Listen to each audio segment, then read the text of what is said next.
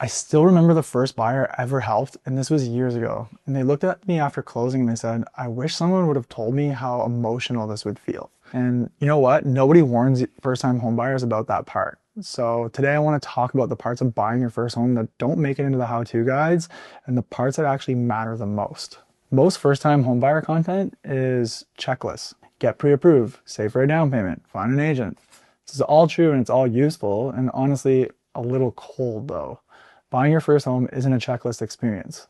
It's one of the more emotional things you'll do in your 20s or 30s, and I think it deserves to be talked about in that way and not just a series of boxes to tick off one after the other. By the way, thanks for stopping by. My name's Curtis and I'm a real estate agent with Royal LePage Team Realty right here in Ottawa. Each day I help buyers and sellers just like you make the largest financial transaction of their lives. My contact info is on the screen now and in the description below this video. So let's get back into it. Here's the first thing nobody tells you. You will love a house you can't afford. It'll sting more than you expect. That's normal. It happens to almost everyone. And the trick isn't avoiding that feeling. It's not letting it push you into stretching your budget past where you actually feel safe 6 months from now. After the excitement wears off and the mortgage payment is just part of your regular life again, month after month. Second thing, pre-approval and pre-qualification are not the same, and this trips up more first-time homebuyers than almost anything else. Pre-qualification is a quick estimate. Pre-approval is the actual lender committing numbers to you on paper. And if you're shopping seriously, you want the second one, or you'll risk falling for a home and finding out that financing doesn't work the way you assumed, sometimes days before you were hoping to write an offer on it. Third, and this is the one I really want you to hear, you don't have to know everything. I talk to first-time buyers who feel embarrassed asking basic questions like what a condo status certificate even is or what conditional means on an offer. And please don't feel that way. Everyone starts at zero.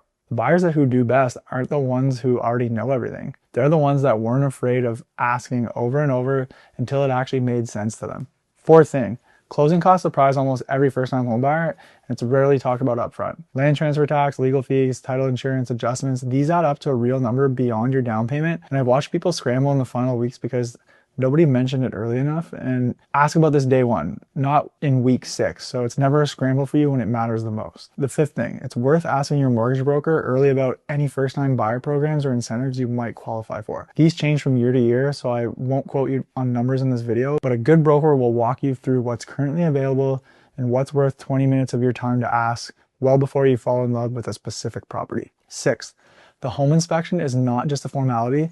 It's not there to scare you out of a home you love. A good inspector isn't trying to find a reason to say no. They're trying to give you an honest picture, so whatever you decide, you're deciding with real information instead of hope.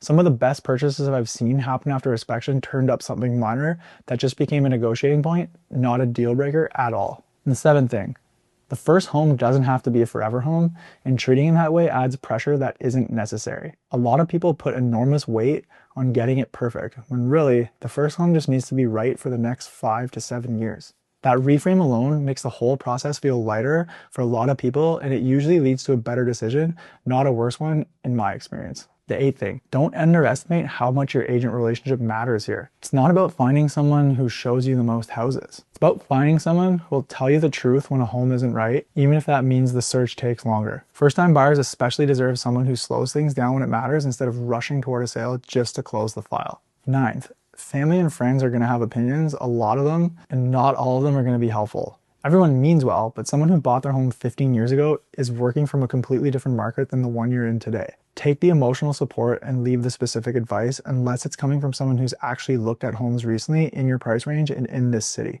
10th, the closing day feels different than people expect. It's not just paperwork. People get emotional. Some cry, some go quiet. Some can't stop smiling. Whatever you feel this day is valid, and I say that because I've watched enough of these to know that there's no normal reaction, and you shouldn't feel strange about whatever comes up for you when you finally get the keys in your hand. 11. Before you start looking, it's worth genuinely asking whether renting a little longer is the wrong move, because sometimes it isn't. If you're not sure how long you'll stay in the city or your income is about to change significantly, buying isn't automatically a better choice just because it's the more celebrated one.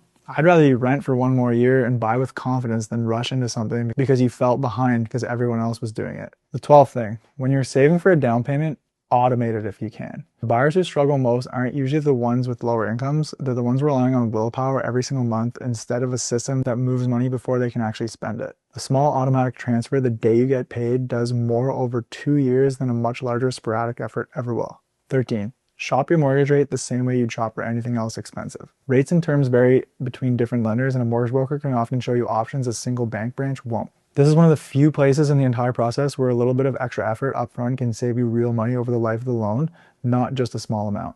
14th, when you're actually touring homes, learn to notice a few red flags early. Fresh paint is one small patch of an otherwise older room.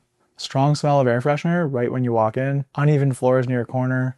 None of these mean walk away automatically, but they mean ask more questions, and they're exactly the kind of thing that a good inspector will help you understand properly later on. 15th, understand the real difference between freehold and condo ownership before you decide which one you're comparing.